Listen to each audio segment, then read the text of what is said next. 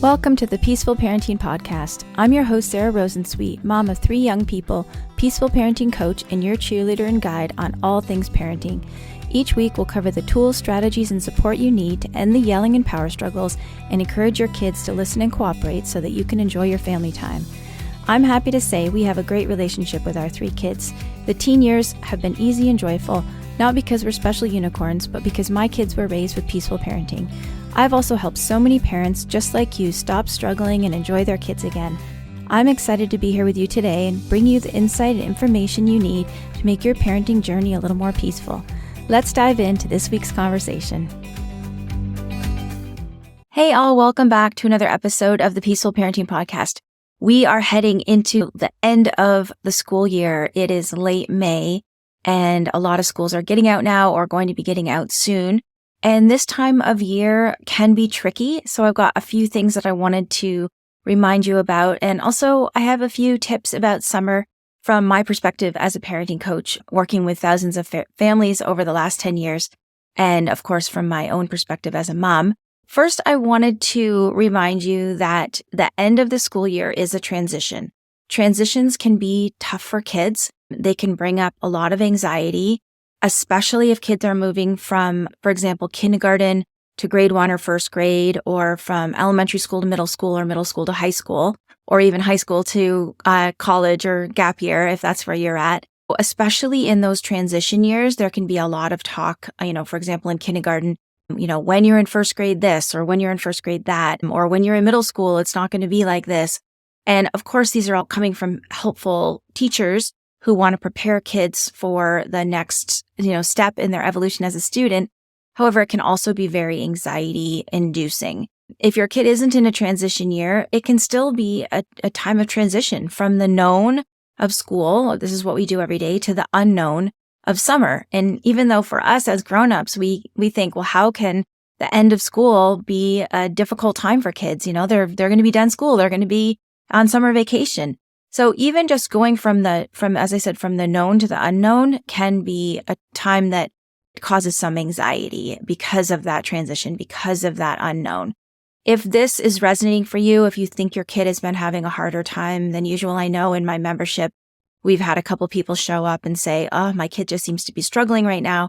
And, not only are we heading into this transition time, but they've also been in school all year and it can be hard, right? They're tired and it's just been a long year. So if your kid is having a little bit of an extra hard time right now, it could be that anxiety about the next steps or the unknown, or just tired from having been in school all year.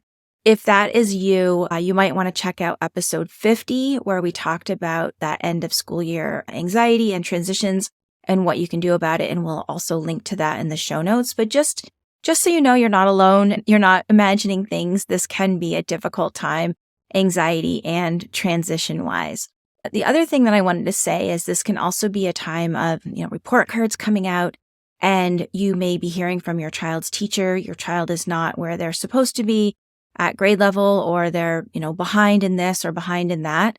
I want to remind you to just take a big deep breath. We often have, especially at the younger years, we often have very high expectations of where kids should be academically, and kids develop at different rates.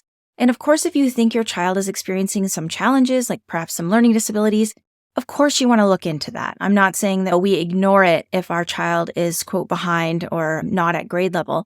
But if you think that your child is sort of typically developing and there's no, red flags in terms of learning disability, it may be that your child is just taking a little bit more time to learn to read or catch on to the numbers or math thing or whatever. I think there's a lot of pressure on teachers. A shout out to all the wonderful teachers out there. But I think there's a lot of pressure on teachers because of standardized testing and expectations from administration that kids should be in a certain place. And most teachers know that kids do develop at their own rate. And especially in North America, we tend to have a lot of pressure on early academics. So I want us to remember that kids do develop at their own pace. Trust the process. Trust that your child wants to be a learner. We are born with this innate drive to learn, right? We're curious, we're exploring, and look at any baby or toddler and you can see that. It's the same for our kids who are of school age. They do want to learn. So just trust that process, trust that they are where they're supposed to be. Again, as I said, if you do have a concern that they may need some extra support, for sure, investigate that. But just remember that your child is where they're meant to be at this moment in time. And I just wanted to take another minute to talk about the pressure, that pressure. I alluded to that a minute ago, but the pressure that we feel to have our children be high achieving, right? Or to be at a certain level. The research really shows that students from quote, high achieving families, depending on what study you look at, they're either 2 to 6 times more likely to suffer from anxiety, depression, and substance use disorders. They're looking at teenagers from high achieving families than kids who are from, average families, right? So that pressure to achieve can be very damaging for children and their happiness and their actual success in the world, because it's hard to be successful if you're suffering from anxiety, depression, or substance use disorders.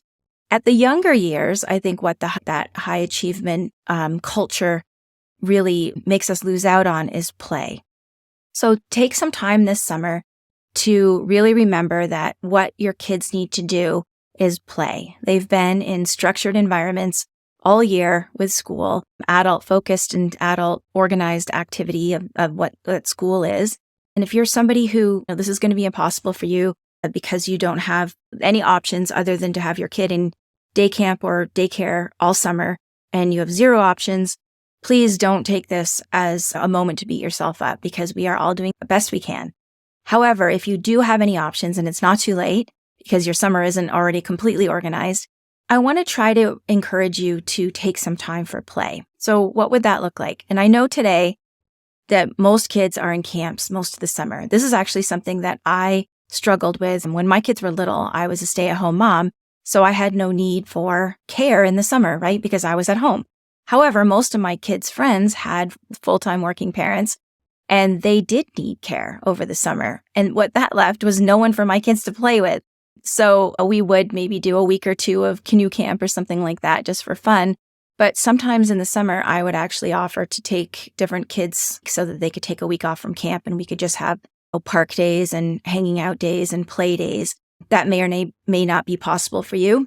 But I would really love to see kids, if possible, and again, there's no judgment here, if your plans are already made for the whole summer, or if it's actually impossible for you to do anything different than camp or daycare for the whole summer. But I would love to see kids in a week, 2, 3 weeks of unstructured time this summer. Some ways to make that happen: hire a teenage babysitter if you can. I think it's probably actually would be cheaper than day camp. Hire a teenager to hang out with your kids at the park all summer. I remember when I was a teenager, we spent our summers babysitting, and most of my friends also babysat in the summer. And we would actually get together with our friends and the kids that they were babysitting for and all hang out in the summer. I don't know if that's a bygone era or if teenagers do still babysit, but you may find some teenagers who love kids who would hang out with your kid for a week or 2 weeks. Another really fun idea, if you can take a week off from work and you also have friends who could stagger taking a week off from work. My girlfriend had kids earlier than I did, so I didn't even have kids when this was going on. But her daughter had this little group of 3 best friends. They must have been around 6, 7, 8 at the time. And they made up something called Do What You Want to Do Camp. So again, it was Do What You Want to Do Camp. And 1 week, one parent would have all 3 kids and they would do field trips, go to the beach, go to the park, hang out, play in the sprinkler. And then the next week, the other parent would have all 3 kids. And they did that for 3 weeks in the summer. And I'm not saying there's anything wrong with camp. I should have said that right at the beginning. There's nothing wrong with camp, but it's more structured activities. It's sort of like school in a certain way where everyone's doing things at a certain time and there's not that space for free play. And free play is so important. Free play is shown to be essential for emotional, cognitive, social, and physical well-being. Research really, really shows that kids need free play to develop to their highest potential in all of those areas. Free play is absolutely essential. And free play is play that is not organized or structured by adults. Kids do need time to do that. If you can, try to have some time this summer where your kids are not in structured activities where you either trade off with somebody else, or you do the do what you want to do camp, or you have a teenage babysitter. But have that, if you can, have that time for kids to just hang out and play and be kids. I think, again, talking about the achievement culture, there is so much pressure to keep up the academics during the summer. Really, though, when we put in too much academics or too much enrichment activities, again, the adult structured stuff, it takes away from free play. And, I am such a fan of reading. I think just reading to our kids all summer and, finding ways to naturally encourage them to keep their numeracy skills up through baking or playing games that have numbers in them. We can do that without it being a pressure environment. So read books, read chapter books. Remember that play is the most beneficial thing that we can give our kids, and that free play especially is the most beneficial thing that we can give them. And if this stuff is too late for you, I should have maybe told you earlier, but if it's too late for you for this summer, make a note next year when those day camp signups are happening to try to work in a week, 2 weeks, 3 weeks of unstructured time for your kids. I consider myself the champion of children, and I do that through supporting you. Well, I would love to support you to be able to give your kids the gift, at least a week or two of that old-fashioned summer where they're bored and they make things up because they have no choice, because nobody else is organizing their time. And really, I think that's going to have the best outcome for our kids. And let's call it a low-achieving summer. So let's go for that low-achieving summer and watch our kids just blossom in that freedom and that playtime. And I hope you have a wonderful summer. But we'll see you next week. Don't worry, I'm not going anywhere. Enjoy these last days of spring into summer and these last days of school. Again, check out episode 50 if you are finding some end of school year anxiety is popping up for you. And we will see you next time on the Peaceful Parenting Podcast. Thanks for listening to this week's episode. I hope you found this conversation insightful and exactly what you needed in this moment. Be sure to subscribe to the show on your favorite podcast platform and leave us a rating and review on Apple Podcasts. Remember that I'm rooting for you. I see you out there showing up for your kids and doing the best you can. Sending hugs over the airwaves today. Hang in there. You've got this.